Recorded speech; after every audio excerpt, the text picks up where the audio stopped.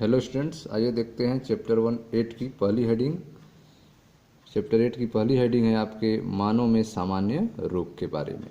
ध्यान से समझे इसको, मानव में सामान्य रोग के बारे में देखें ध्यान से। अनेकानेक जीव जिसमें जीवाणु, विषाणु, कवक, प्रोटोजोअन, कृमि आदि शामिल हैं मनुष्य में रोग पैदा करते हैं। ठीक है, तो आप देख रहे हैं कि अनेकानेक जीव हैं, जैसे कि जीवाणु जिसे बैक्टीरिया कहते हैं, विषाणु वायरस, कवक फंजाई, प्रोटोजोअन, कृमि जिसे हेलमिंथ कहते हैं। ये सब जो हैं मनुष्य में रोग पैदा करते हैं। ठीक है, ऐसे रोग कारक जीवों को रोगजनक पैथोजन कहते हैं। तो मनुष्य में जो रोग पैदा करने वाले जीव हैं उन्हें क्या कहते हैं? पैथोजन कहते हैं, रोगजनक कहते हैं। इसलिए सभी परजीवी रोगजनक हैं। सभी परजीवी कैसे होते हैं? रोगजनक होते हैं। पैरासाइट रोगजनक होते हैं, क्योंकि ये परपोषी अर्थात होस्ट जिसके अंदर या बाहर रहते हैं, क्योंकि ये परपोषी होस्ट के भीतर या उसके ऊपर रहकर उसे क्षति या हानि पहुंचाते हैं। ठीक है, तो आप देख रहे हैं कि ये जो पैथोजेंस हैं यह परपोषी के शरीर के भीतर या फिर शरीर के बाहर रहते हैं और उसे क्षति और हानि पहुंचाते हैं। अर्थात ये जो हैं पैरासाइट अर्थात परजीवी जो रोगजनक होते हैं। ठीक है, तो अनेकानेक जीव जिसमें जीवाणु, बैक्टीरिया, वायरस जिसे विषाणु कहते हैं, कवक जिसे फंजाई कहते हैं, प्रोटोजोअन, कृमि हेलमिंथ आदि शामिल हैं जो मनुष्य में रोग पैदा करते हैं। ऐसे रोग कारक जीवों को रोगजनक अर्थात पैथोजन कहते हैं। इसलिए सभी परजीवी पैरासाइट रोगजनक हैं, क्योंकि ये परपोषी अर्थात होस्ट के भीतर या उसके ऊपर रहकर उसे क्षति या हानि पहुंचाते हैं। रोगजनक हमारे शरीर में कई तरह से प्रवेश कर सकते हैं। ठीक है, तो ये जो रोगजनक हैं, रोग पैदा करने वाले हैं, ये हमारे शरीर में कई तरह से प्रवेश कर सकते हैं और अपनी संख्या में वृद्धि कर हमारी सामान्य अत्यावश्यक क्रियाओं को बाधा पहुंचाते हैं। ठीक है, तो आप देख रहे हैं कि रोगजनक जो हैं वे हमारे शरीर में कई तरह से प्रवेश कर सकते हैं और अपनी संख्या में वृद्धि करते हैं और हमारी सामान्य अत्यावश्यक क्रियाओं में बाधा उत्पन्न करते हैं, बाधा पहुंचाते हैं। ठीक है, जिसके फलस्वरूप आकृतिक और प्रक्रियात्मक क्षति होती है। ठीक है, जिसके कारण आकृतिक रूप से और प्रक्रियात्मक रूप से क्षति होती है। रोगजनकों के लिए आवश्यक है कि वे परपोषी के भीतरी वातावरण के अनुसार अपने आप को अनुकूलित कर लें। ठीक है, तो जो भी रोगजनक हैं, रोग पैदा करने वाले हैं, उनके लिए यह जरूरी है कि वह जिस वातावरण में रह रहे हैं उस वातावरण के अनुसार अपने आप को अनुकूलित कर लें, नहीं तो वह नष्ट हो जाएंगे, मर जाएंगे।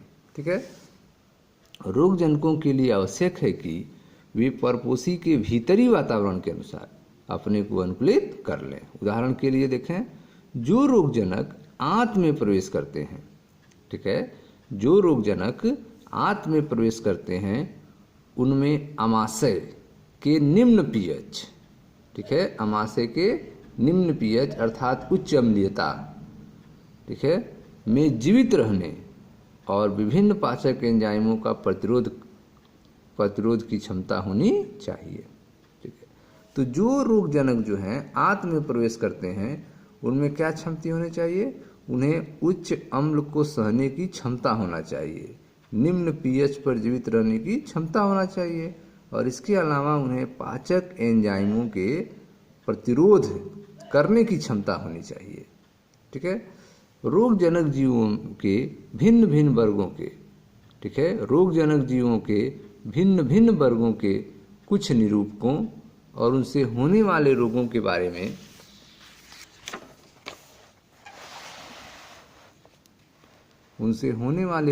बारे में यहाँ चर्चा करेंगे। उन रोगों के प्रति निरोधक और नियंत्रक उपायों के बारे में संक्षेप में बताएंगे। ठीक है, तो यहाँ पे कुछ रोगों के बारे में आपको बताया जाएगा, उनके निरोधक के बारे में बताया जाएगा, उनके लक्षण बताए जाएंगे और उनके उपचार भी थोड़े बहुत बताए जाएंगे। तो आइए देखते हैं। पहला जो आपका रोग है वो है टाइफाइड फीवर, जिसे टाइफाइड ज्वर कहते हैं। ठीक है, तो साल्मोनेला टाइफी, ठीक है, साल्मोनेला टाइफी एक रोगजनक जीवाणु है। साल्मोनेला टाइफी जो है एक रोगजनक जीवाणु है जिससे मानव में टाइफाइड ज्वर होता है। ठीक है, यह रोगजनक आमतौर से संदूषित भोजन और पानी द्वारा छोटी आंत में घुस जाता है। ठीक है, तो आप देख रहे हैं जो साल्मोनेला टाइफी है, साल्मोनेला टाइफी है, यह संदूषित भोजन में रहता है और पानी द्वारा, पानी में भी रह सकता है संदूषित, के माध्यम से यह हमारे छोटी आंत में घुस जाता है और वहाँ से यह रक्त द्वारा शरीर के अन्य भागों में पहुँच जाता है। इस रोग के कुछ सामान्य लक्षण हैं। लगातार उच्च ज्वर। ठीक है, तो टाइफाइड फीवर में क्या होगा, लगातार जो है हाई फीवर रहेगा 39 से 40 डिग्री सेल्सियस। कमजोरी रहेगी, आमाशय में पीड़ा रहेगी, पेट में दर्द होगा, कब्ज होगा, सिर दर्द और भूख न लगना आदि, ये सब लक्षण हैं टाइफाइड फीवर के। ठीक है, अगर टाइफाइड फीवर जो है गंभीर हो गया है, पुराना हो गया है, तो गंभीर मामलों में आंत में छेद हो जाती है। ठीक है, तो इसके लिए ऑपरेशन की ज़रूरत होती है और गंभीर अगर हो गया तो मृत्यु भी हो सकती है। ठीक है, टाइफाइड ज्वर की पुष्टि विडाल परीक्षण से हो सकता है। अगर किसी व्यक्ति को टाइफाइड है तो उसकी जांच कैसे करेंगे, विडाल परीक्षण से करेंगे। ठीक है, तो टाइफाइड ज्वर की पुष्टि विडाल परीक्षण से हो सकती है। ठीक है, आयुर्विज्ञान में एक चिर प्रतिष्ठित मामला मैरी मेलान का है, जिनका उपनाम क्या था, टाइफाइड मैरी था। ठीक है, आयुर्विज्ञान में एक चिर प्रतिष्ठित मामला जो है मैरी मैलान का है, मैरी मैलान का है, जिनका उपनाम टाइफाइड मैरी कहा जाता है। ठीक है, यह पेशे से रसोइयाँ थीं। मैरी मैलान क्या थीं, पेशे से रसोइयाँ थीं और जो खाना वो बनाती थीं उसके द्वारा वर्षों तक टाइफाइड वाहक के रूप में टाइफाइड फैलाती रहीं। ठीक है, तो आप देख रहे हैं कि यह जो है टाइफाइड की वाहक थीं और जो भी यह खाना बनाती थीं इनके माध्यम से टाइफाइड जो है वह वर्षों तक फैलता रहा। ठीक है, तो मैरी मैलान, जिनका उपनाम टाइफाइड मैरी है, का आयुर्विज्ञान में एक चिर परिचित मामला है। मैरी मैलान, ठीक है, वो पेशे से रसोइयाँ थीं और जो खाना वो बनाती थीं उसके द्वारा वर्षों तक टाइफाइड वाहक के रूप में टाइफाइड फैलाती रहीं। ठीक है, तो यह था आपका टाइफाइड फीवर के बारे में, जिसमें आपने देखा कि टाइफाइड फीवर जो है वह साल्मोनेला टाइफी एक रोगजनक जीवाणु के द्वारा फैलता है। ठीक है, जिससे मानव में टाइफाइड ज्वर होता है। यह रोगजनक आमतौर से संदूषित भोजन और पानी के द्वारा छोटी आंत में घुस जाता है और वहाँ से रक्त द्वारा शरीर के अन्य भागों में पहुँच जाता है। इस रोग के कुछ सामान्य लक्षण हैं, लगातार ज्वर, ठीक है, लगातार उच्च ज्वर, हाई फीवर 39 से 40 डिग्री सेल्सियस, कमजोरी, आमाशय में पीड़ा, कब्ज, सिर दर्द, भूख न लगना, ठीक है, आदि। गंभीर मामलों में आंत में छेद हो जाता है और मृत्यु भी हो सकती है। टाइफाइड ज्वर की पुष्टि विडाल परीक्षण से हो सकती है। आयुर्विज्ञान में एक चिर प्रतिष्ठित मामला मैरी मैलान, जिनका उपनाम टाइफाइड मैरी का है, ठीक है, जिसका यहाँ उल्लेख करना सटीक है। वह पेशे से रसोइयाँ थीं और जो खाना वह बनाती थीं उसके द्वारा वर्षों तक टाइफाइड वाहक के रूप में टाइफाइड फैलाती रहीं। ठीक है, आइए अब नेक्स्ट डिजीज के बारे में देखते हैं, एक नई बीमारी जिसको कहते हैं निमोनिया। ठीक है, तो टाइफाइड हो गया आपका, निमोनिया देखें। स्ट्रेप्टोकोकस निमोनी और हीमोफिल्स इन्फ्लुएंजी जैसे जीवाणु मानव में निमोनिया रोग के लिए उत्तरदायी हैं।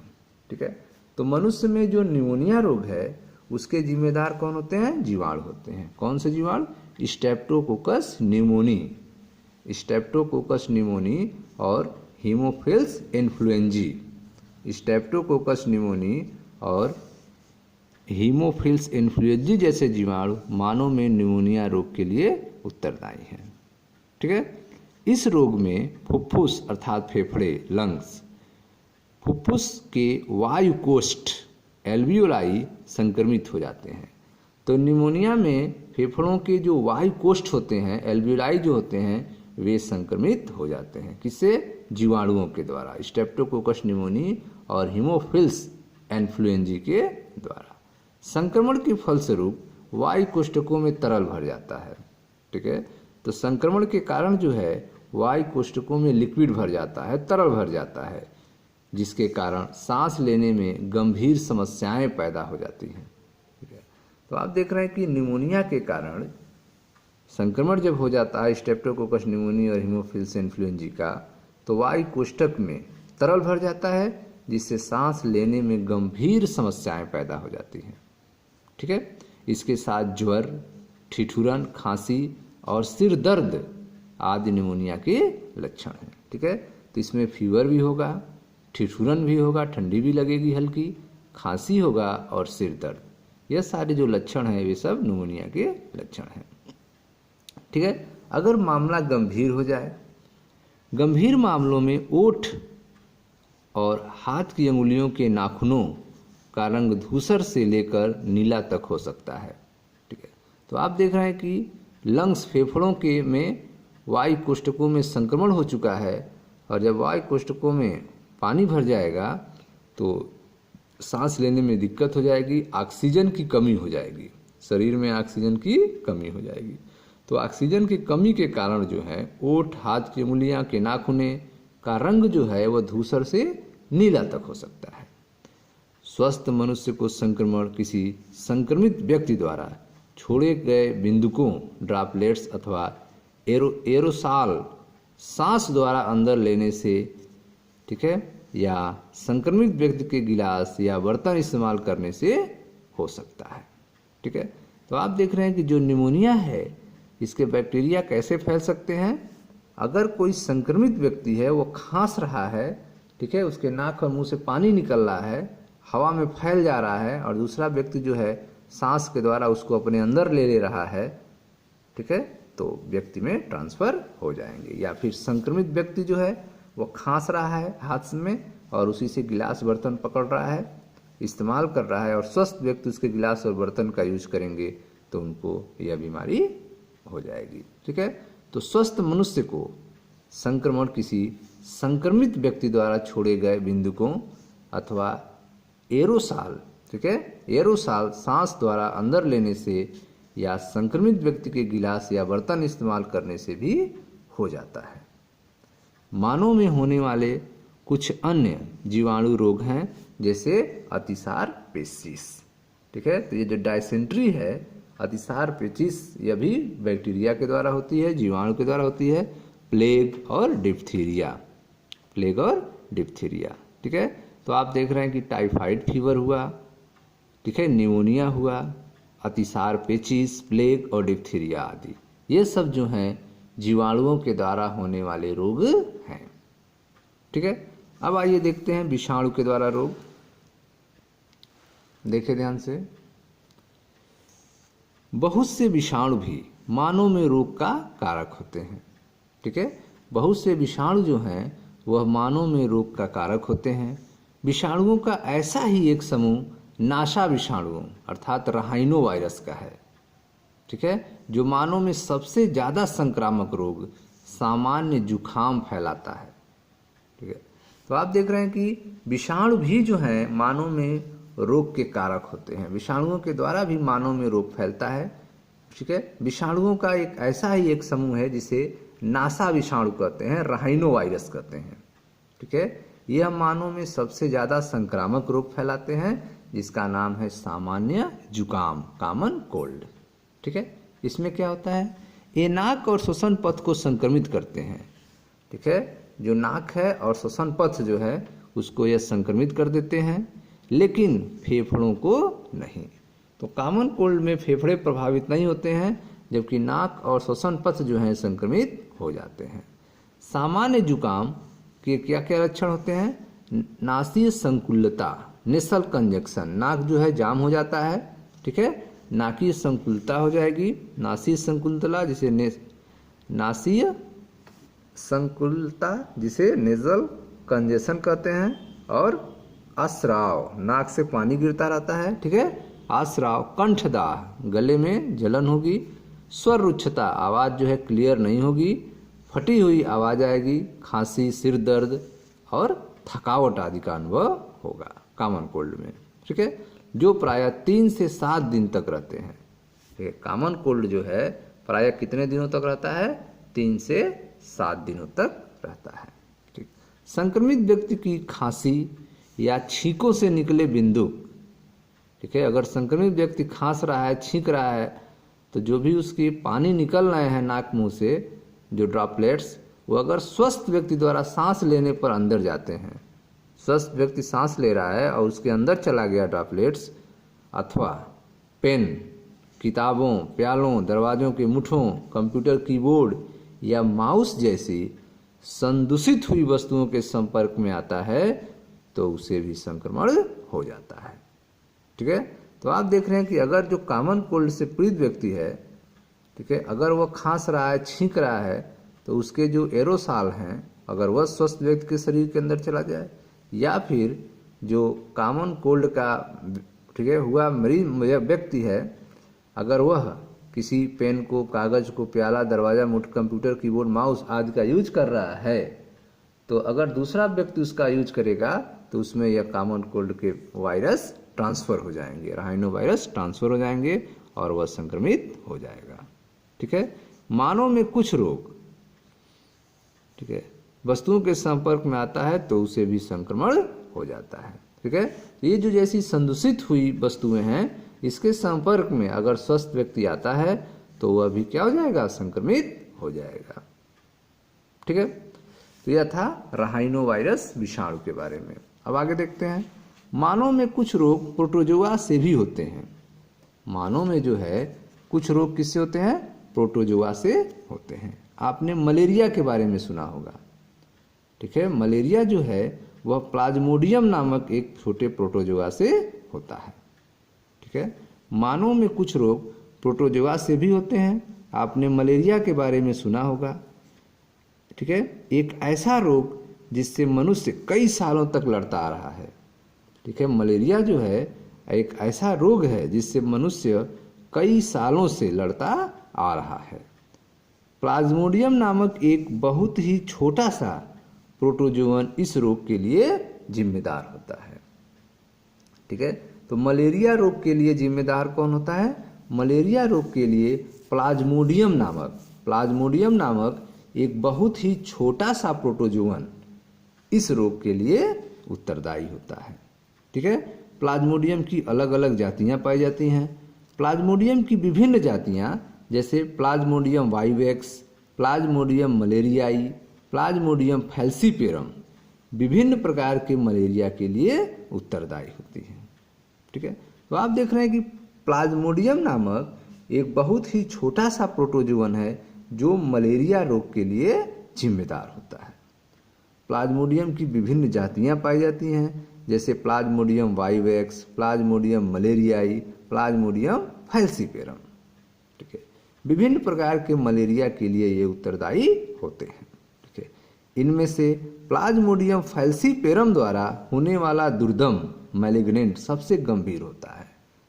ठीक है, तो अगर जो है प्लाज्मोडियम फैल्सीपेरम के द्वारा संक्रमण है तो इससे जो मैलिग्नेंट बनेगा, दुर्दम बनेगा, वह गंभीर होता है और यह घातक भी हो सकता है। ठीक है, तो प्लाज्मोडियम फैल्सीपेरम के द्वारा जो है दुर्दम मैलिग्नेंट बनेगा जो गंभीर है और यह घातक हो सकता है। ठीक है, आइए प्लाज्मोडियम के जीवन चक्र पर निगाह डालते हैं। ठीक है, तो यह प्लाज्मोडियम का जीवन चक्र है, इस पर हम लोग निगाह डालें। देखें ध्यान से, यह जो है मादा मच्छर है। प्लाज्मोडियम के जीवन चक्र की अवस्थाओं यहाँ पर दिखाए गए हैं। यह देखें, यह आपका एनाफ्लीज की मादा मच्छर है। ठीक है, जिसके लार में प्लाज्मोडियम पाया जाता है। ठीक है, जिसके लार में प्लाज्मोडियम जीवाणु पाए जाते हैं जिसे स्पोरोजोइट्स कहते हैं। ठीक है, तो आप देख रहे हैं कि स्पोरोजोइट्स जो हैं किस में पाए जाते हैं? स्पोरोजोइट्स जो हैं वे मादा मच्छर, संक्रमित मादा एनाफ्लीज मच्छर के लार में पाए जाते हैं। यह संक्रमित मादा एनाफ्लीज मच्छर है जिसके लार में स्पोरोजोइट्स, प्लाज्मोडियम जीवाणुज पाए जाते हैं। ठीक है, तो जब यह संक्रमित मादा एनाफ्लीज मच्छर की मानव को काटती है तो मानव के शरीर में स्पोरोजोइट्स को डाल देती है। ठीक है, स्पोरोजोइट्स को क्या करती है, डाल देती है। ठीक है, अब यह स्पोरोजोइट्स जो है वह पहुंच जाता है मानव के शरीर के अंदर। ठीक है,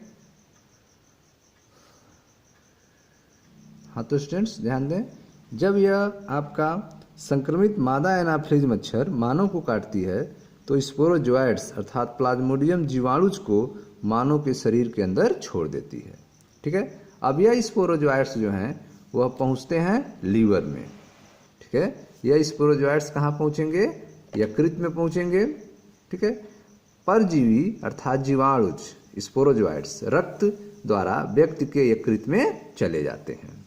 ठीक है, अब यहाँ पर इनकी ग्रोथ होगी, यह वृद्धि करेंगे, अपनी जनसंख्या को बढ़ाएंगे यकृत कोशिकाओं में।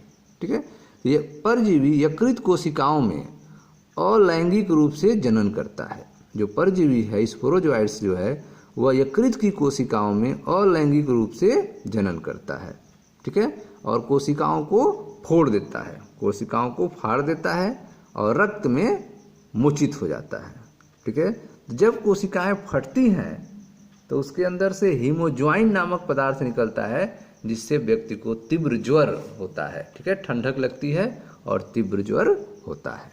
ठीक है, तो आप देख रहे हैं कि जो परजीवी है आपका स्पोरोजोइट्स वह यकृत की कोशिकाओं में अलैंगिक रूप से जनन करता है और कोशिकाओं को फोड़ देता है और रक्त में मोचित करता है। ध्यान से देखें, यह जो है वैसे वृद्धि करेगा और लैंगिक जनन करेगा और अपनी संख्या को बढ़ाएगा।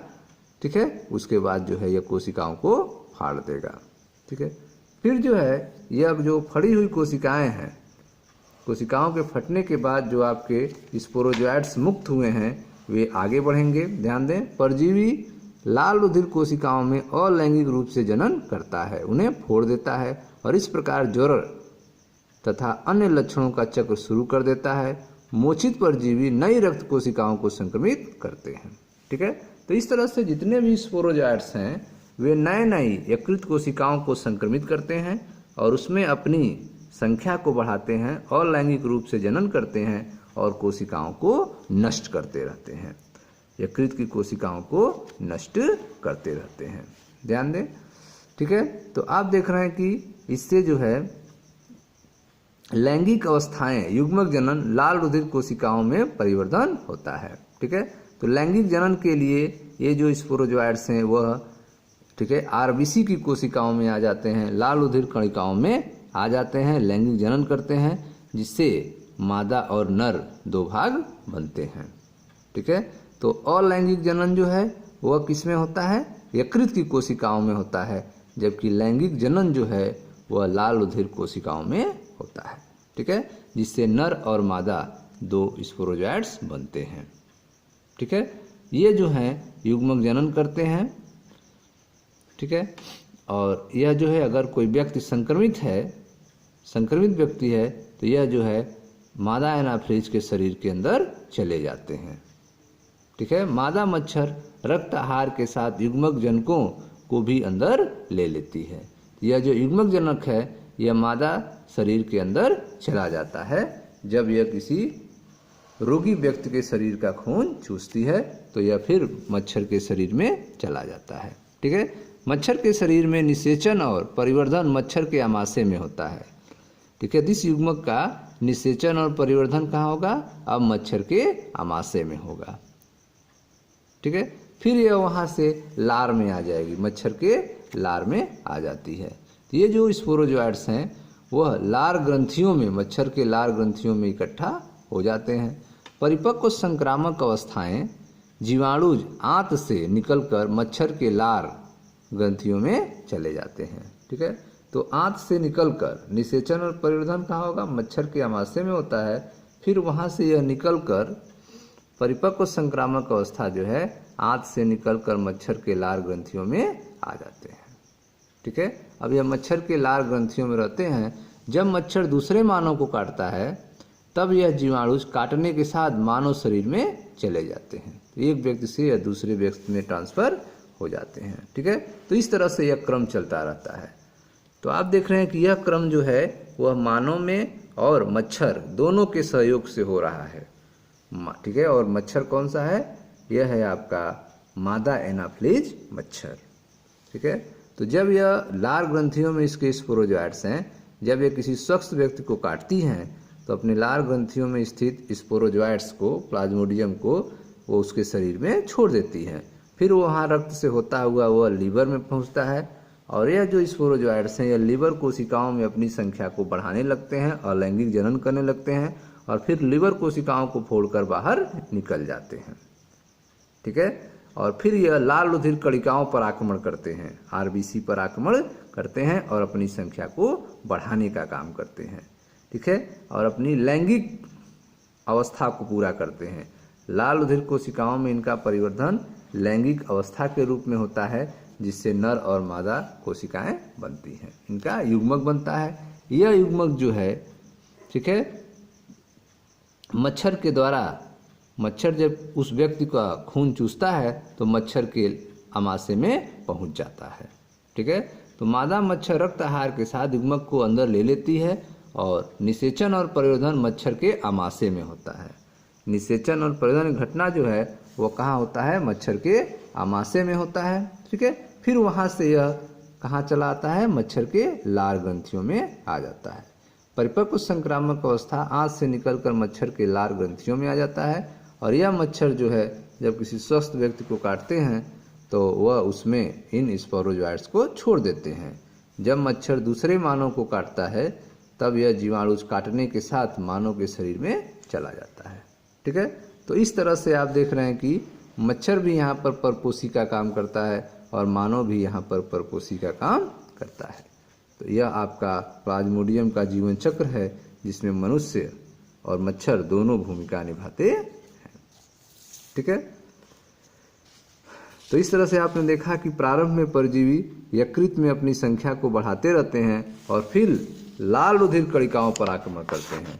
तो स्टार्ट में जो है यह अपनी संख्या को किस में बढ़ाते हैं? यकृत में। यकृत में अपनी संख्या को बढ़ाते हैं, फिर यह आरबीसी पर आक्रमण करते हैं। ठीक है, जिससे लाल रक्त कणिकाएं फट जाती हैं।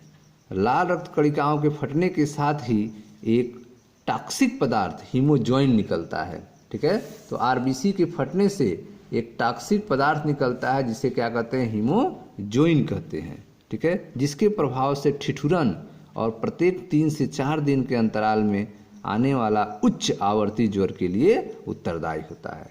तो लाल रुधिर कणिकाओं के फटने से जो एक टॉक्सिक अविषालु पदार्थ हीमोजॉइन निकल रहा है जिससे मनुष्य में ठिठुरन पैदा होता है और 3 से 4 दिन के अंतराल में, ठीक है, उच्च आवर्ती फीवर उत्पन्न होता है, ज्वर उत्पन्न होता है।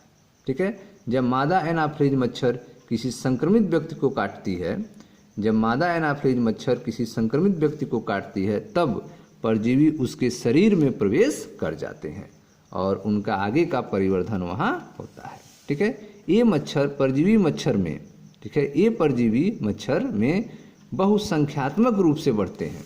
ठीक है, ये जो परजीवी हैं वे मच्छर में बहुसंख्यात्मक रूप से बढ़ते हैं और स्पोरोजोइट्स बन जाते हैं।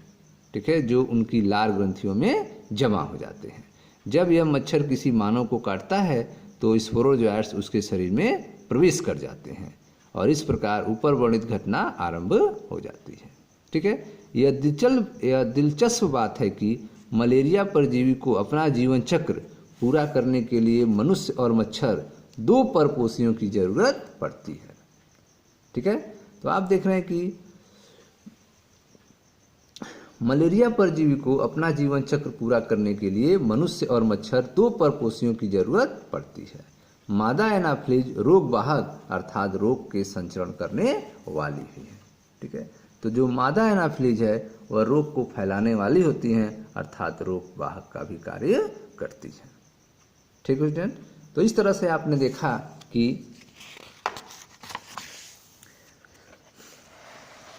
देखें ध्यान से, जब संक्रमित मादा एनाफ्लीज मानव को काटती है तो प्लाज्मोडियम अर्थात स्पोरोजोइट्स, प्लाज्मोडियम जीवाणु अर्थात स्पोरोजोइट के रूप में मानव शरीर के अंदर घुस जाता है। ठीक है, जीवाणु जो स्पोरोजोइट्स हैं वह संक्रामक रूप हैं। प्रारंभ में परजीवी यकृत में अपनी संख्या को बढ़ाते हैं। जो परजीवी हैं वह अपनी संख्या यकृत में बढ़ाते हैं, यकृत कोशिकाओं को नष्ट करते हैं और फिर यह लाल रुधिर कणिकाओं पर आक्रमण करते हैं।